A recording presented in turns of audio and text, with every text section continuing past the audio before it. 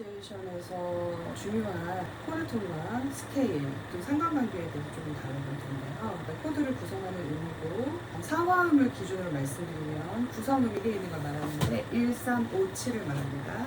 이 1357이 어디서 왔냐 라고 물으신다면 여러분이 잘 아시는 도레미파솔라시도에 관한 그 음계, 장음계라고 하고 메이저 스케일이라고 하는데요. 메이저 스케일이 12개가 나오죠. 우리가 평균율을 기반으로 한 음악을 말하고 있기 때문에 서양 음악 기반의 음계들을 얘기를 해드리고 있고요. 물론 각국의 음계들이 또 있다는 것을 아시면 되겠고, 지난 시간에 말씀드렸다시피 인도 음계나 민속 음악을 제외한, 전통 음악을 제외한 서양 음악에서, 그리고 서양 음악 중 예술 음악, 클래식과 재즈에 공통적으로 해당하는 이 음계와 코드의 상관관계에 대해서 말씀드리려고 해요. 자, 그러면 초보분들도 있으실 수 있겠고, 어느 정도 음악적 이론에 대해서 다 이해를 하고 보시는 분들도 있을 텐데, 우리가 마더 스케일이라고 하는데, 그러니까 스케일은 음계를 얘기하고요. 모든 음계의 근원이 되는 음계들을 말하는 거예요. 예를 들면 우리가 메이저 스케일이라고 아까 말씀드린 것과 마이너 스케일 3개가 있거든요. 내추럴 마이너, 하모니 마이너, 멜로디 마이너, 이렇게 4개를 기본 원리 중에서 수평적으로 쌓았다면 이걸 다시 수직적으로 쌓는 음계들이 있겠죠. 그 다이아토닉 코드 스케일들이라고 하는데 7개의 음계가 쌓여지는 것들을 우리가 철치 모드라고 하고, 이들이 각각 7개씩 발생됩니다. 장음계에서 일단 도레미파솔라시도에서 도레미파솔라시를 기준으로 1, 2, 3, 4, 5, 6, 7이라고 숫자로 놨을 때 1, 3, 5, 7을 골라낼 수 있겠죠. 1번, 3번, 5번, 7번을 간단히 골라내면 됩니다. 도미, 솔, 시가 될 거고, 코드로 나타냈을 때 가장 제일 첫 번째 오는 다이아토닉 코드 스케일의 1번이 되고요. 수평적인 걸 이렇게 눕혀놨다가 세웠을 때 그걸 기준으로 하는 거죠. 이제 두 번째 음을 두 번째가 있을 거 아니에요? 첫 번째가 있었으니까 2번은 뭐예요? C, D, E, F, G, A, B 에서 1, 2, 3, 4, 5, 6, 7 2번이 뭘까요? 2번은 D죠. 그럼 D를 기준으로 또 3도씩 쌓았을 때 4, 2, 4, 2 그러면 D, F, A, C가 근데 되는데 2도 마이너스 7으로 부르고요. 로마자 2도 이렇게 나타나죠. 2, 5, 1 할 때 그 2도 마이너스 7인데 D를 시작점을 기준으로 봤을 때 이 F가 그냥 3도가 아니라 음과 음 사이의 거리, 음정, 즉 인터벌이 플랫 3도가 나와요. 단 3도가 나옵니다. 1, flat 3, 5, flat 7 뭘 의미하죠? 그렇죠. 마이너스 7 코드를 의미합니다. 그래서 2도 마이너스 7이 되는 거고요. 이런 식으로 7개를 다 나열하다 보면 다이아토닉 코드 스케일이 나오고, 코드는 최소한의 단위를 의미하는 거예요. 왜냐면 여러분이 코드를 봤을 때 그것은 가장 최소한의 범주를 알려주는 그냥 신호라고 할 수 있어요. 그러니까 재즈 연주자들이 연주를 할 때 보는 코드는 거기에서 여러분이 상상하는 무엇이든 하라는 겁니다. 그렇다면 코드톤만 한다는 건 우리가 코드톤을 모르니까 코드톤을 익히는 단계에서 어떤 플레이를 한다. 그게 이제 초보라고 하시면 철저하게 메이저 7, 도미넌트 7, 그 다음에 마이너 7, 마이너 도미넌트 7 말하죠. 그 다음 마이너, 메이저 7, 이 4가지 코드 종류를 이해를 하시고 각각의 코드톤들을 인지를 하시면 되고요. 다른 코드들이 있죠. 디미니시라든가 오그멘티드 이런 식으로 얘기해 볼 수 있겠고, 아까 코드톤 4화음을 기준으로 4개 중에 메이저 7, 도미넌트 7, 그리고 마이너 7, 그다음 마이너 메이저 7이 있었는데, 마이너 메이저 7은 우리가 지금 좀 전에 말한 장음계에서 파생한 코드가 아니에요. 다능계에서 파생한 코드죠. 그러면 이 내용의 다능계에서 파생한 코드들 톤을 다루는 거에 대해서는 또 언젠가 강의에서 설명을 드릴 수가 있겠고요. 자, 오늘은 어떤 거를 말씀드리려고 하냐면, 여러분이 스케일을 대했을 때 스케일을 그냥 1, 2, 3, 4, 5, 6, 7을 외우는 거라고 생각하시는 분들이 많아요. 물론 음대 입시나 이런 데서도 당연히 그걸 외우는 식으로 하죠. 하지만 그걸 왜 만들어놨습니까? 연주를 하라고 만든 거고 작곡을 하라고 그 최소한의 단위로 묶어놓은 것이거든요. 한마디로 카오스가 있고, 카오스 속에서 패턴을 찾아내서 그 패턴들을 다 집합시켜 놓은 것이 지금 우리가 인간이 붙여놓은, 서양 사람들이 만들었겠죠, 처음에. 그러니까 모드 스케일 이름도 7개가 다 그리스어로 되어 있고, 또 음악 용어 중에 뭐 독일어, 이태리어, 뭐 영어 다 골고루 있지 않습니까? 자, 그런 것들을 그냥 하나의 약속화, 언어화해서 만들어 놓은 것들이에요. 그렇다면 이 언어와 실제 존재하는 음과의 상관관계가 분명히 있겠죠. 예를 들면 제일 처음에 아까 C로 시작한 C 아이오니안, 도레미파솔라시를 이렇게 세워놓으면 C 아이오니안으로 나오고, 그러면은 C 아이오니안, 즉 C 메이저 스케일의 칼라를 우리가 귀로 들으면서 인식을 할 수가 있고 여기서도 멜로디를 만들어낼 수가 있겠죠.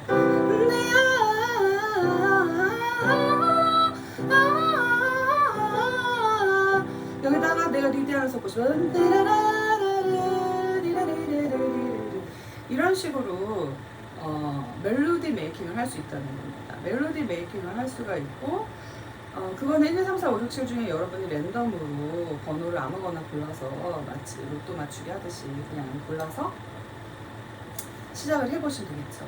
그리고 각 음과 음 사이의 거리는 정하시면 되겠죠. 그것도 우리가 인터벌, 음정이라고 얘기하는데, 자, 도와 레의 사이, 도와 미의 사이, 도와 파의 사이, 도와 솔의 사이, 도와 라의 사이, 도와 시의 사이 이렇게 해가지고 도와 도, 도와 레 또 있겠죠. 옥탑으로 넘어가는 9, 10, 11 이런 식으로 음정을 도수로 나타내는데 여러분이 음정이라는 거에 대해서 찾아보시면 아마 뭐 위키피디아 같은 데 자세히 나와 있을 거예요. 근데 그 강의를 지금 여기서 하고 있기는 좀 시간이 아깝고 뭐 차차 초보를 위한 강의를 할 수가 있을 텐데요. 저는 일단은 개괄적으로 지금 들어가는 겁니다.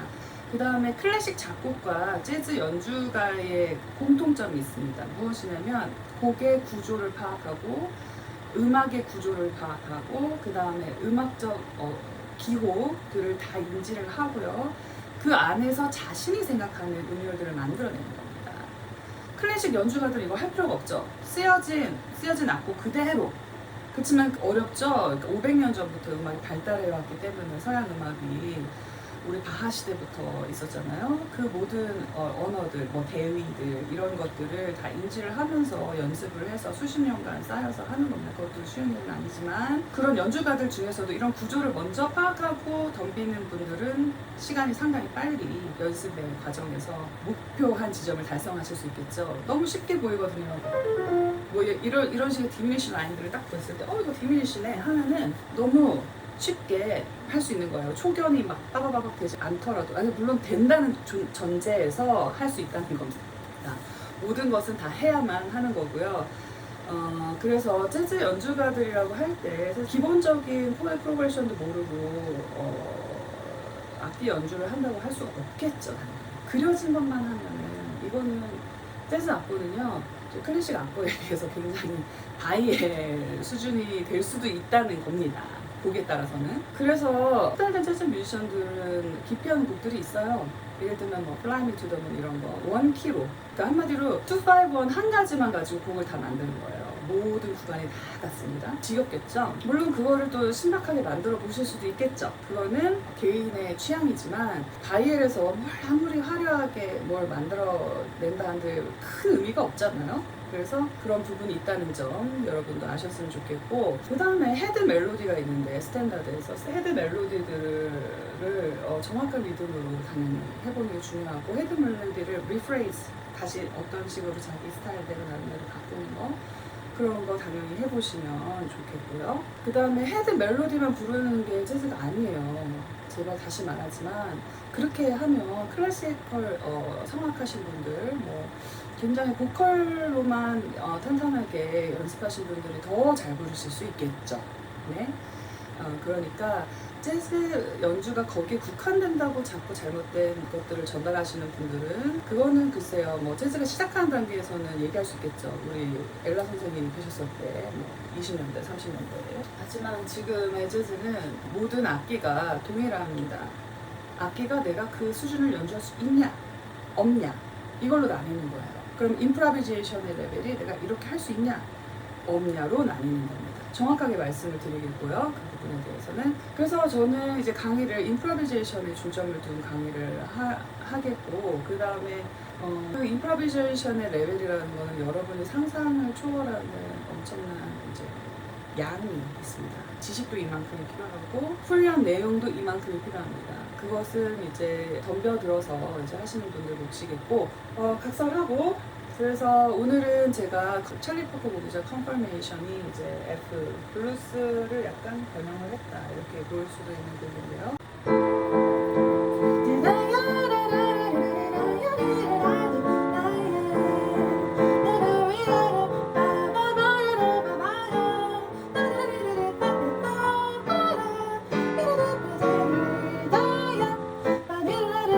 찰리 파커가 위대하냐면 찰리 파커는 기본 그 진행에서 예전에 굉장히 재즈 곡들 작곡 자체가 굉장히 기본 진행을 쓰는 게 많았어요. 그러면 그 안에서 어떤 특별한 음정들을 사용해서 크로매티시즘을 구현했다는 거거든요, 나름의. 쇼팽도 이제 그 전에 베토벤, 모차르트가 그냥 해놨던 그 토날의 믹스, 슈베르트가 좀 디미니시 믹스를 해놨다면 토널리티의 어떤 근본에서 거기서 쇼팽만의 크로매티시즘을 구축했다는 것에 대해서 이제 의미가 있는 것이고요. 음악가들 귀에는 어떻게 들리냐면 그 이전과 그 이후 그리고 어떤 구조를 새로운 구조를 도입했느냐 안 했느냐 이런 식으로 들립니다. 그래서 재즈에도 분기점이 되시는 분들이 되게 있어요. 재즈에서는 50년대 클래식 작곡 혁명과 함께 같이 가신 그러니까 예를 들면 뭐 12음열 이런 그 전까지는 생각하지 못했던 어떤 그런 체계를 개발하신 작곡가분들이 나왔잖아요. 뭐 실레이크를 비롯해서 이제 그런 분들도 하나둘씩 생겨났어요. 에릭 돌프라든가 뭐 조지 월셀이라든가 그런 분들의 작품을 들어보시면 아 이전과 굉장히 다르다 이렇게 느끼실 거고 근데 그것도 1950년대고 저희는 지금 2023년을 살고 있잖아요. 그렇다면 2023년에 재즈라는 거는 그 시대성을 감안해서 말을 해야 하는 겁니다. 그래서 제가 앞으로 드릴 강의들은 어떤 이제 음악학적 내용이랑 인문학적 내용이 같이 함께 갈 수가 있겠고요. 여기도 분명히 제가 여기다가는 정신분석학적 음악학이라는 태그를 달아놨죠. 네. 저희가 이제 독일에서 중점적으로 생각한 것이 정신분석학적 음악학이라는 거였고요. 그 브랜치가 90년대에 사실상 많이 끊겨 있고 연구자들이 뭐 뉴욕에 하나 있고 노르웨이에 하나 있고 독일에 갔을 때는 독일에는 없어졌어요. 그래서 뭐 저기 음악, 뭐 테라피 이런 데도 가보고 했는데 역시나 정신분석학자로서 그걸 접근하시는 분들은 조금 더 전문적이었고 근데 그분들도 음악을 몰라서 음악과 음악 자체에 대한 어떤 인지가 없는데 어떻게 음악을 가지고 테라피를 하겠습니까? 그리고 음악으로 테라피를 한다는 생각 자체가 저는 솔직히 말하면 좀 가짜라고 생각을 해요. 왜냐면 일반 사람들이 지금 현대 시대성을 가진 음악에 대한 인지를 하고 있지 못하는 데다가 전문가 그룹에서도 마찬가지고요. 그 전문가 그룹이 근데 만약에 음악에 대한 진정한 인지를 가지려면 존 콜트레인 레벨이 돼야 돼요. 그리고 존 콜트레인 레벨은 1950년대고 지금은 뭐 윗부디 레벨이 돼야 된다고 얘기를 할 수가 있겠죠. 근데 어떤 그 쇤베르크 이전에 음악가들 슈베르트나 쇤베르크를 모르잖아요. 그러니까 하지만 쇤베르크가 나오고 나서는 우리 쇤베르크를 이해를 해야 되잖아요. 인류 문명이 그렇게 발전해 왔기 때문에 그래서 최신의 널리지를 가지고 접근하는 것은 굉장히 중요하다 이렇게 말씀을 드리고 싶고요. 재즈도 마찬가지죠.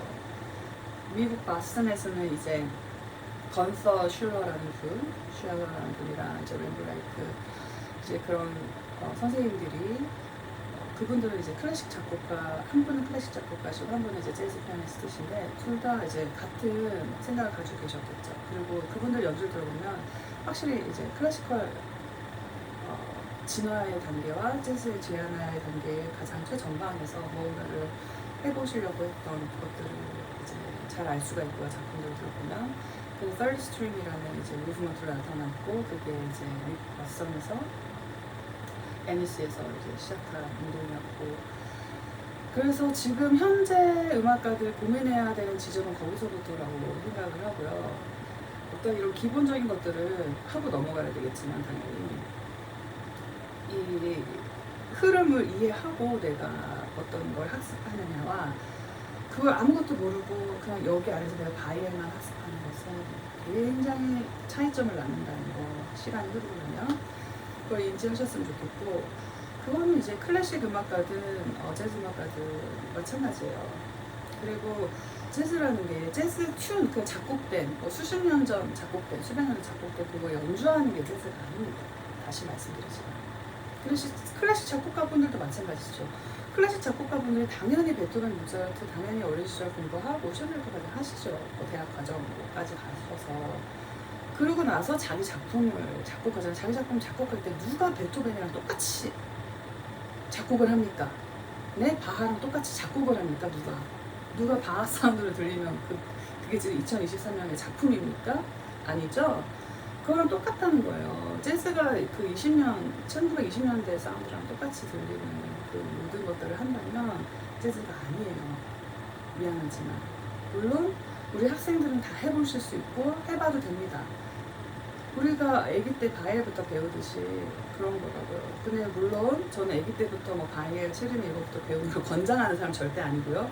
지금 좀 전에 제가 말씀드렸던 음계에 대한 인지 이거부터 시작하면 되게 빨라져요. 그래서 여러분들 아기들이든 청소년이든 어른이건 자기가 음악에 대해 관심이 있다면 체계에 대해 관심을 가지시길 바라고 이 체계와 상관관계, 논리적 구조관계 이거에 대해서 먼저 인지를 하고 덤비셨으면 좋겠고 책에 쓰여진 것들을 다 이해하지 못하더라도 어느 정도는 조금 읽어보시면 좋을 것 같고요. 그 비전문가분들이 하도 말씀을 많이 하셔서 사회학과 이 현상을 설명하려면 일어나는 모든 사건에 대한 현상을 설명하려면 많은 학문들이 필요해요. 우리가 집을 지을 때도 한 가지 학문만 필요하지 않잖아요. 뭐 토목, 공학, 건축, 심지어 지질학도 필요합니다. 우리가 지방에 대한 이해가 필요하기 때문에 이 모든 것들이 상관관계가 있다는 거예요. 그래서 음악을 이해하는 데 있어서 여러분이 단편적으로 어디 대중문화에서 얘기하는 그런 것들은 전혀 본질과는 거리가 멀다고 말씀드릴 수 있겠고 진실과 거리가 상당히 있습니다. 그래서 사회학, 정신분석학, 그 다음에 인류학, 음악, 인간이 만들어놓은 기호체계인 수학, 음악, 철학 이 세 가지는 언어와 구별되면서 언어를 사용해서 이해할 수 있지만 뭔가 독자적인 체계라는 점을 또 인지를 하셔야 될 것 같고 그래서 오늘은 간단한 예시로 이렇게 멜로디를 만들 수 있는 걸 보여드렸고요. 궁금하신 분들은 제가 따로 나중에 하나씩 이제 기초적인 강의들을 올릴 거예요. 그때 가서 이제 보시면 될 것 같고 그 다음에 이제 레슨을 오실 때도 제가 한 4주에서 6주 그 다음에 한 10주 정도는 만약에 기본이 없으시면 아예 모든 걸 모르고 오시는 분들이 있는데 그 정도는 이제 리듬, 박자, 뭐 어떻게 하면 쉽게 자기가 연주할 때 실행할 수 있게 하는지에 대한 경우의 수로 만들어 놓은 게 있어요. 그것들을 또 익히시고 그 전에 이제 코드 톤 플레이 곡을 위주로 합니다. 물론 스탠다드, 재즈 스탠다드 곡을 위주로 하고요. 여기에 이제 여러 곡이 있어요. 그리고 어느 정도 음악적 지식이 있으신데 8분음표 플레이가 잘 안 되신다 하는 분들은 이제 비밥에서 어떤 코드 체인지가 되는 부분 위주로 기존에 있는 것들을 좀 연습을 시키기도 하고 그렇습니다. 근데 이제 본격적인 임프로비제이션은 이 모든 지식이 들어가고 나서부터 시작하거든요. 그러니까 여러분들이 오실 때도 내가 어느 정도 안다라고 생각하시는 분은 편하고 좋아요. 모든 호흡이나 이제 발성이 이제 되어 있으신 분들은 더 좋지만 안 되어 있으신 분들도 제가 편안하게 다 교정을 해드리고 있어요. 가장 중요한 거는 말하듯이 편안하게 모든 음정을 슬레이 하는 거거든요. 그러니까 모든 음정이라는 거는 나를 듣고 따 이렇게 3도 부르고 따 4도 부르고 따 따 따 따 따 따 따 이런 식으로 음정을 부르고 또 어떤 음을 기준으로니까 나 이거 뭘까요? 플랫 3죠. 단 3도 마이너 3고 플랫 3입니다. 1에서 플랫 3라는 거.